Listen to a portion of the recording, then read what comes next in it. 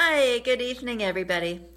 So, tonight's topic is a popular one this time of year, only in the sense that unfortunately, this norovirus, N-O-R-O virus, happens to be making a small outbreak in a few centers around the area.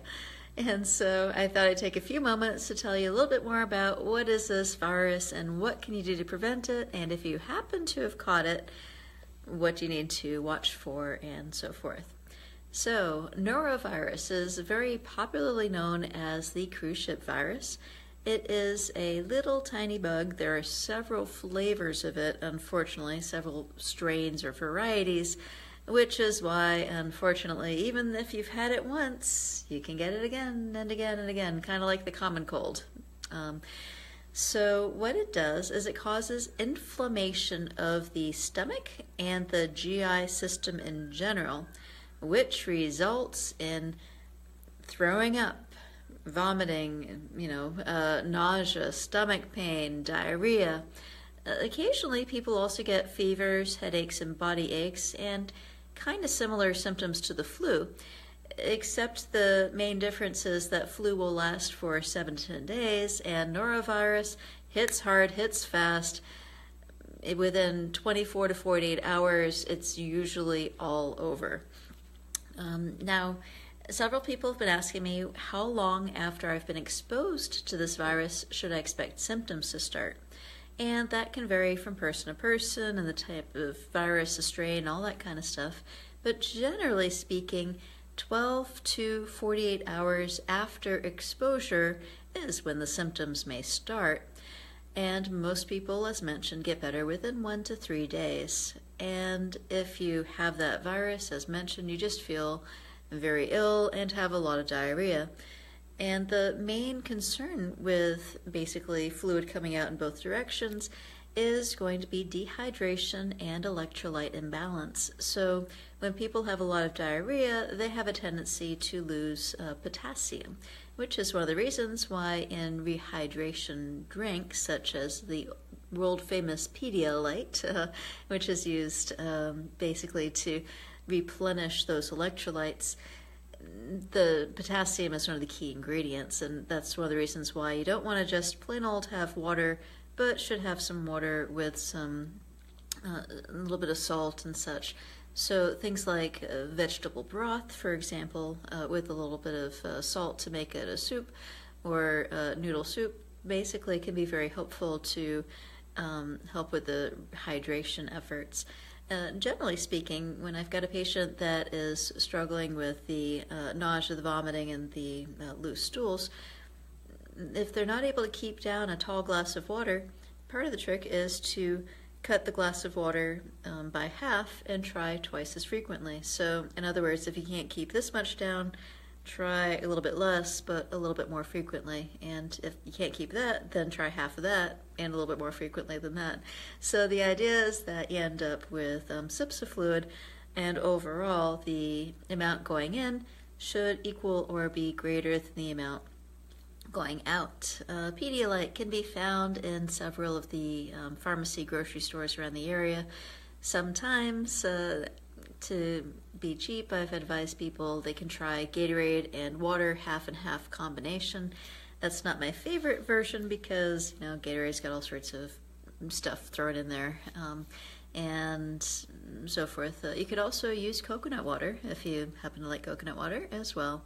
Or very simply, things like, as mentioned, soups, broths, bananas plus fluids, that sort of stuff. The main thing is to stay well hydrated, because the biggest problem with this virus is, especially in children, you got stuff coming out both ends, you feel yucky, you don't really want to eat or drink anything, and next thing you know, can get a child dehydrated. So if you're feeling lightheaded, dizzy,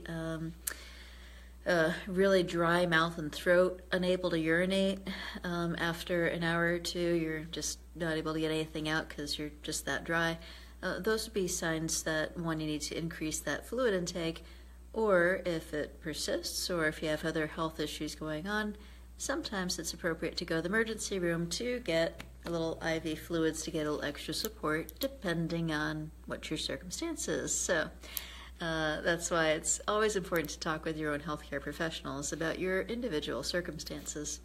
A couple other things to keep in mind is that when people are having all of the nausea, vomiting, diarrhea, and other GI inflammation going on, sometimes they also become, at least temporarily, lactose intolerant. And also, this might be a setup for what's called leaky gut syndrome. Now, I'll probably have another video one of these days on what leaky gut syndrome is and how it might be related to all sorts of other chronic autoimmune and other diseases. But tonight I just want to keep it focused on what this bug is and what it does and so forth. But stay tuned because there will be more.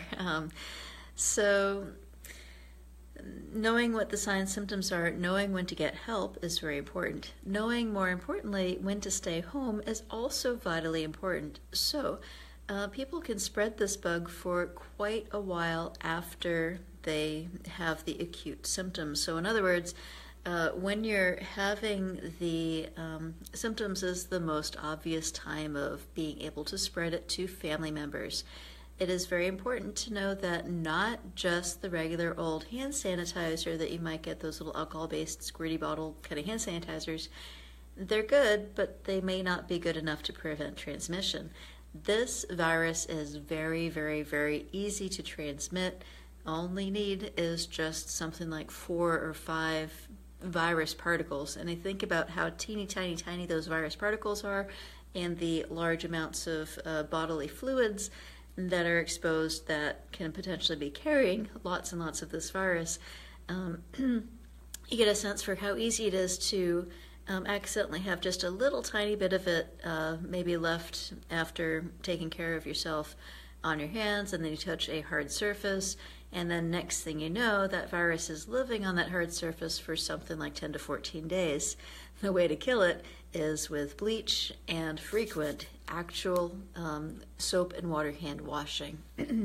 So, pardon me, so those are some very important things. So again, this is an extremely contagious virus, and it's one of the reasons why cruise ships, unfortunately, can be very easy spread harbors. In fact, almost all of the GI bug viruses that are seen on the cruise ships are this particular virus. So how can you get this virus in the first place? So in the first few days after a person is recovering from this virus is the time when it's very easy to transmit. So you can, of course, obviously touch stool or vomit from infected people, and if you get that into your mouth, then by eating food or drinking liquids or touching surfaces that have been contaminated with this virus and then getting that to your mouth. So again, very important this time of year especially to wash your hands before you eat every single time. And then, of course, other locations, like if you've got somebody living near you. So people that are particularly at risk are people who are in institutionalized settings, so hospitals, daycare centers, basically cruise ships, schools. Some of my nurse friends and teacher friends have told me about all the children that have been absent recently because of this same bug. As people go walking around, if they're not staying home at the time that they're having their symptoms, you know, they feel sick, so they go out and they say, all right, I need to get myself some electrolyte replacement stuff, I need to get my noodles, I need to get whatever crackers and easy to digest foods they're looking to get. Well, guess what? If they themselves are walking around the store touching things, that's another way in which this can spread as well. So very, very important to stay home. And recently with one of the daycare centers, people were getting angry at other parents who are dropping their children off. Part of the issue also is that in the beginning stages of that incubation time, the children might not even have signs and symptoms that they're sick, which is another reason why this is so easy to spread, because kid looks fine, you wake up, you drop them off, and then next thing you know, later in the afternoon comes all the nausea, the vomiting, the diarrhea, and stomach pains, and all that kind of stuff. So because that time where people are able to spread but without having a lot of symptoms, sometimes it just takes a little bit to go through. Alrighty, so what else should we talk about with this? So the CDC's got this wonderful series of pages about norovirus and more interesting things about it. We are right now approaching peak time for this to be spreading across the country. So just like flu season has a time between November and April when it's the most active, mostly around this time right now is about the usual spike. The CDC currently, as of today, only has data for the current nationwide statistics up through early November, so it's not really capturing this latest sweep across the country at the moment. But I'm sure it will catch up after the fact, because I'm sure it takes some time for all the data to be collected, and on that, not everybody reports in, with the illness. So again, especially after using the toilet and changing baby diapers and such, and especially before eating, preparing, or handling food in general, soap and water to wash the hands. So again, the norovirus can be found in the vomit or the stool even before the person starts feeling sick, and unfortunately, it can stay in your poop for at least 2 weeks after you feel better. So even after you get through all of the initial 24, 48 hours worth of symptoms, it's vitally important to continue really, really strong hand washing practices to protect against everyone else. Let's see, I've got a message here from somebody. Let's see if it will let me catch that. I think the message went by so quick. I'll have to I guess look at it after the fact, because the way that the new Facebook modality is it used to be pretty easy to see the messages that came through, and now, sorry, I'll have to get back to you in just a few minutes after we finish up. So again, the virus can stay in the stool for up to 2 weeks after you feel better, so keep washing your hands and keep being very mindful of this after you get better. So as a point, the alcohol-based hand sanitizer should be used in addition to, not instead of, the hand washing. So washing is very important this time of year, especially so washing fruits and vegetables. And if you're still using seafood, you want to cook the seafood very thoroughly. Oysters and shellfish are sometimes sources of cross-contamination because they are filter feeders, and if an area happens to have discharged some less than hygienic stuff into the water, so in other words, fecal particles in the area where the shellfish beds are, guess what? They pick up 1 or 2 or 3 or 4 virus particles from that stuff that they have filtered through the water, and you eat your oyster raw. Next thing you know, you get all sorts of norovirus contamination. They are also resistant to cooking to some degree. They can survive temperatures as high as 140 degrees. And many of the times when people are doing a very fast steam to hit the basically to cook the shellfish on there, sometimes the steaming process might not be hot enough to kill the virus particles. So even as high as 140 degrees Fahrenheit, it can get on there. So obviously, if you suspect you've got food that's been contaminated with this virus, get rid of it. It's not worth it.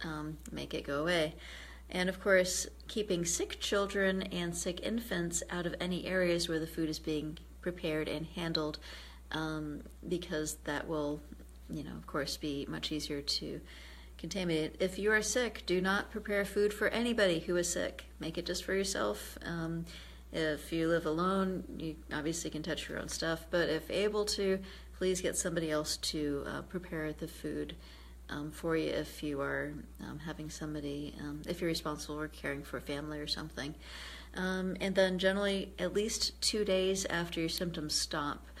And that also applies to sick workers who are working in schools and daycares and other places where they might be exposing others to symptoms. So again, symptoms are 1 to 2 days, and then after the symptoms are over, 1 to 2 more days before you get around and make food for other people. And of course, as mentioned before, really strong hand washing practices just to make sure you don't accidentally, keep it going on. So cleaning and disinfecting contaminated surfaces. So we've had a few different recipes for bleach floating around, approximately like a cup of bleach in a gallon of water.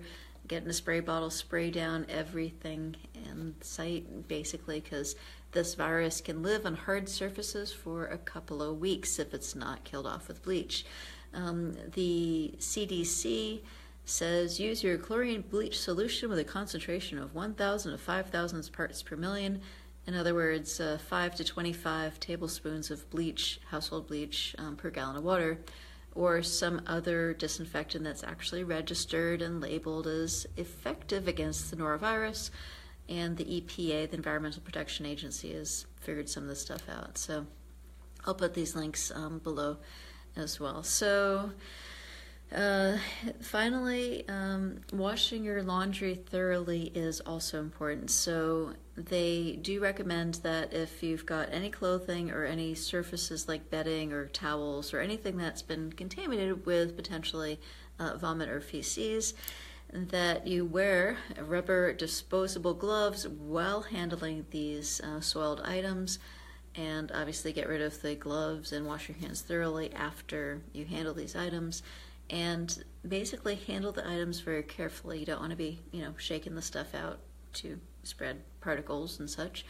And finally, make sure that you wash the items with a good, strong detergent at the maximum available cycle length. So in other words, they're in the washer for the longest of, maximum time.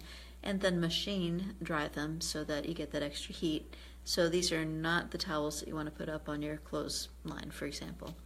So those are some of the key points with the norovirus. We are in peak season for norovirus at this very moment. So for those of you that have been watching live for this video, I hope you have a joyous, safe holiday season.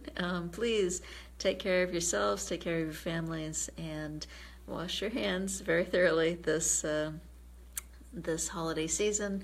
And if you've got any other questions, feel free to post below. I'll be posting the links for the Center for Disease Control resources underneath this presentation as soon as we're finished. Alrighty, so take care and stay healthy, safe and well. Bye-bye.